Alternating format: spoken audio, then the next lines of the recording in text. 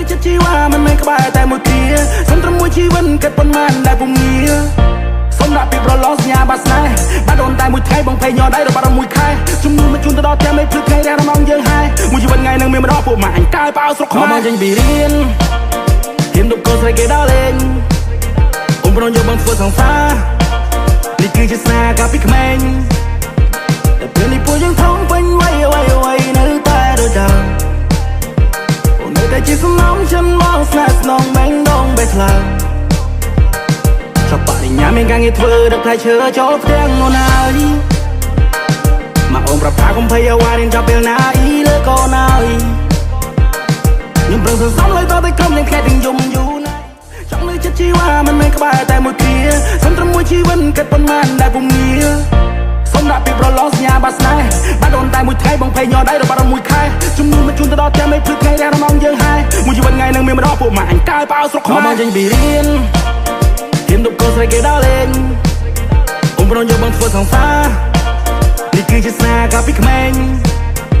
តែពេលនេះពួកយើងធំពេញវ័យអ្វីនៅតែដូចដើមអូននៅតែជាសំណងฉันមកស្នេហ៍ស្នងបែងដងបែកខ្លាំងចាប់បរិញ្ញាមានការងារធ្វើដឹកផ្លែឈើចូលផ្ទាំងអូនហើយមកអូនប្រាប់ថាកុំភ័យអ្វីរៀនចាប់ពេលណាអ៊ីលើកូនហើយខ្ញុំប្រឹងសន្សំលុយតតែក្រុមនឹងខែទាំងយំយូរណាស់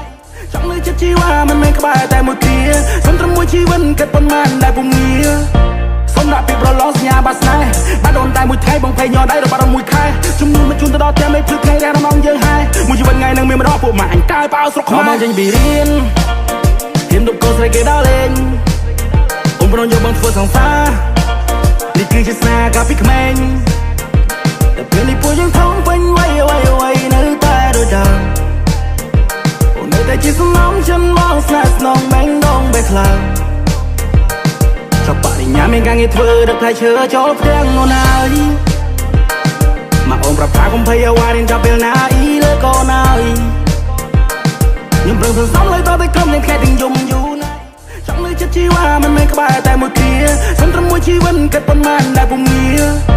សុំដាក់ពីប្រឡងសញ្ញាបាត់ស្នេហ៍បាត់អូនតែមួយថ្ងៃបងភ័យញ័រដៃរបស់មួយខែជំនួសមកជូនទៅដល់ផ្ទះមេភ្លឺថ្ងៃរះរំងយើងហើយមួយជីវិតថ្ងៃនឹងមានម្ដងពួកម៉ាក់អញកាយប៉ៅស្រុកខ្មែរមកចេញពីរៀនហ៊ានដប់កូនស្រីគេដល់លេងអូនប្រងយកបងធ្វើសង្សារនេះគឺជាស្នេហ៍កាលពីក្មេងតែពេលនេះពួកយើងធំពេញវ័យអ្វីនៅតែដូចដើមអូននៅតែជាសំណងฉันមកស្នេហ៍ស្នងបែងដងបែកខ្លាំង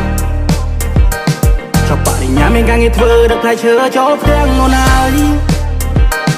មកអូនប្រាប់ថាកុំភ័យអ្វីរៀនចាប់ពេលណាអ៊ីលើកូនហើយខ្ញុំប្រឹងសន្សំលុយតតែក្រុមនឹង